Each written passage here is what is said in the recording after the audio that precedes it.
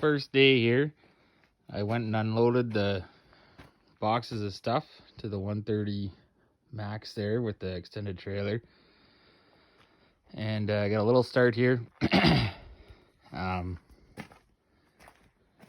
I used the higher of the two crates it came with. I can always just lift it off that tractor over there if it doesn't work. But setting the frame distances, I just went and used my little T-square to get 37 inches and a little magnet down there to hold it in place. And there's a bunch of these kind of brackets that need to be flush with the rails. So I just use another magnet as kind of setting all these up. All these holes have quite a bit of play in them, so it allows for some adjustment there. So there's brackets there. There's some in the middle there that need to sit flush, and then again at the other end.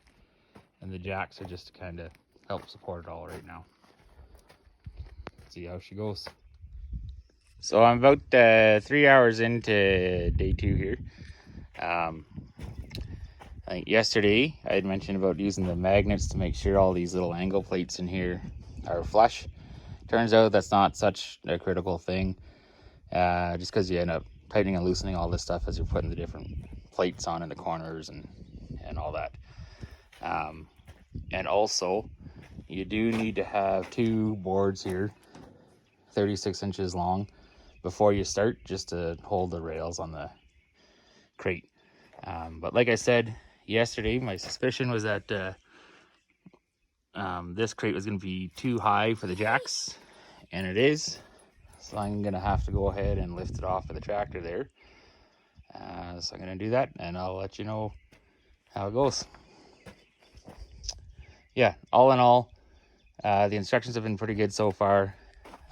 All the bolt bags are nicely labeled with what everything is and the lengths and all that. There are torque specs in the instructions, and I have been running them down with a quarter drive so as not to over torque it. I do have the big 1/2 inch one, but I don't want to break anything. And then just running it down by hand for the final torque spec. All right.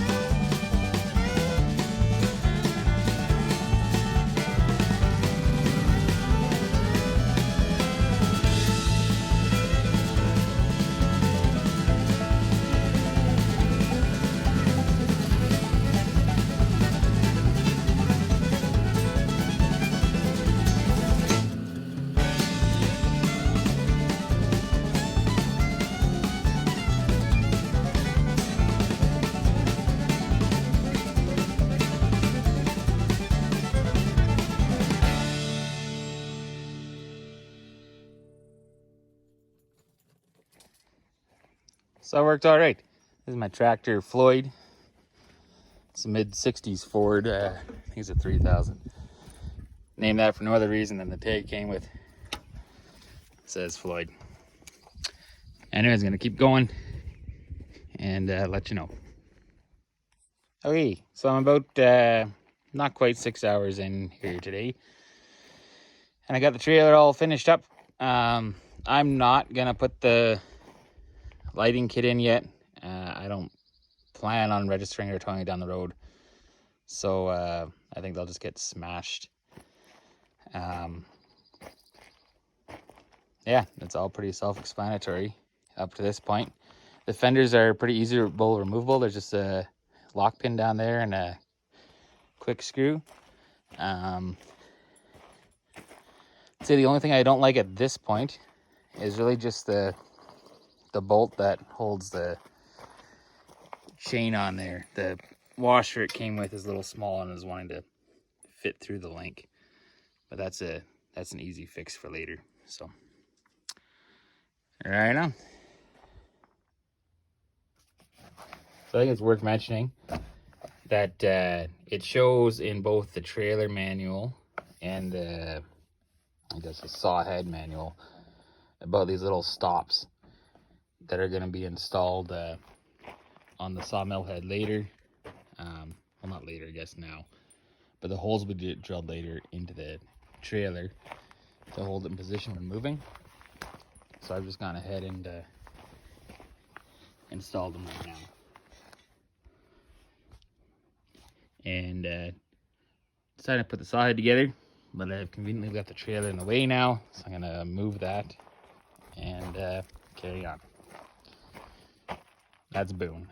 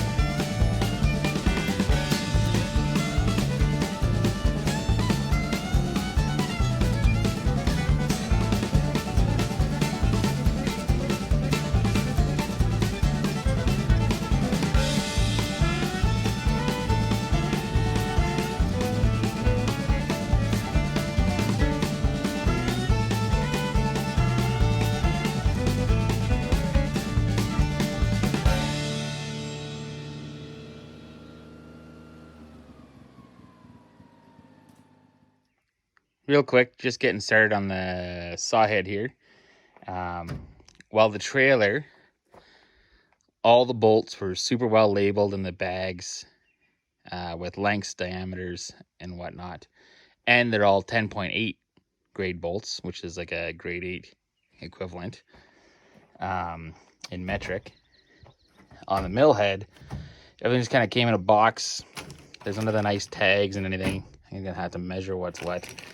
And they are all 8.8s, which is only grade 5. I mean, I get the stress on this probably isn't quite as high as a trailer, but still.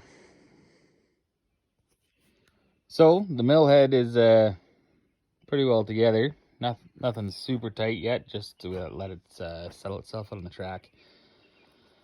There's a few parts that say you need 2 people. I mean, up till now, I've been fine on my own. I think I had a little bit creative here, just getting this thing onto the rails of the mill. So I'm gonna use a chain pull and Floyd, and yeah, we should be fine. There's June, and there's Seiko.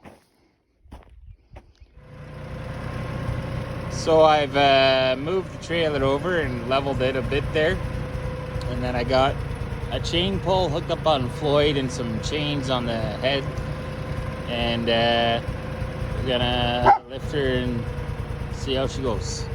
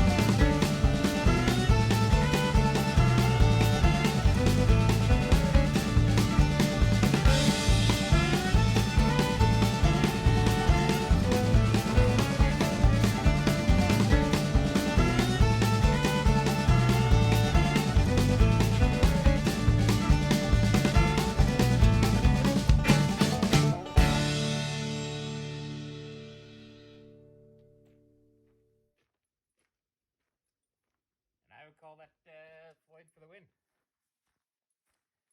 Could have been smoother, but not too bad. Well, I think that's it for today. We got most of the adjustments done there. Blades are level, and and everything's tightened down and stuff. But still got to do some blade guide adjustments and then set up the engine. So I think that's going to be in the morning. All right, here we are. Everything is set up and ready to go. So put gas and oil in the engine. I haven't started it yet, but I did all the blade adjustments required just for the blade guides in here and rollers and the different stops. I went ahead and marked my my posts there just so I know what height they're at. The blades leveled to the bed, and I set my scale with some sort of representation to so the numbers kind of match what I got going on there. I did put some dish soap in and water in the coolant tank, and but they say there's a little tag here that they don't want you to run coolant for the first half hour, just so the belts on the wheels there just get broken in a little bit. But I've gone and primed the system and then just shut it off here. It comes with a drill bit for drilling the holes for those stops that I had mentioned earlier. So I've gone and drilled those. There's I think it's 19 inches from the back they want you to set it. So when you transport it, you put pins in there to keep the head from rolling around, and you can still strap it down. The log clamps are in. I got a cant hook from these guys too with a stow kit, so I put that on. And I know I've got tractors here, but I may not always. So with the shipping being a one-time fee, I went and got the log loader kit, which I may try for the first one here. And the ramps for that fit on the front of the trailer here. Comes with all the brackets and whatnot. Yeah, let's see if she'll start here.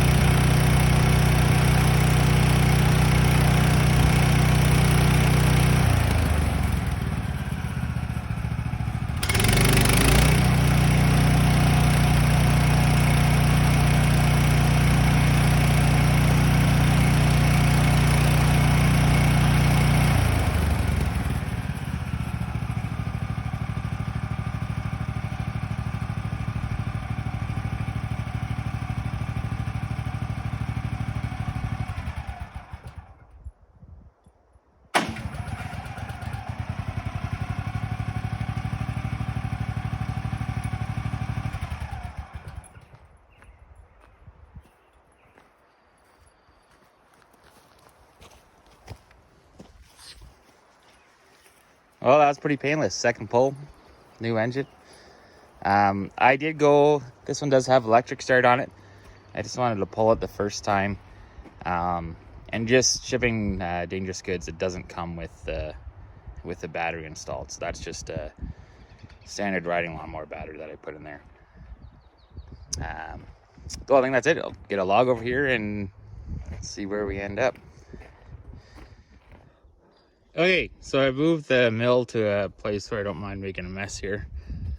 And this is why I didn't install the lights right away, because already you can probably see I bent this back plate because I dragged it through the dirt there, just getting it over here. Anyways, we'll load up this log and try our first cut here. I've never used a mill before, so this will be a learning curve for everybody.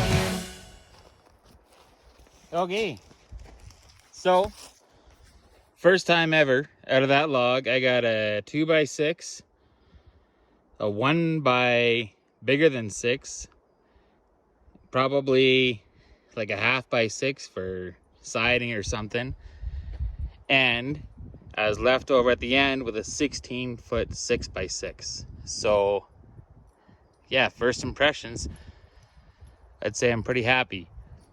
I'm almost at my half hour to start the lubrication, and I also bought a saw sharpener and some extra blades of this kit, so maybe I'll figure that out one of these days.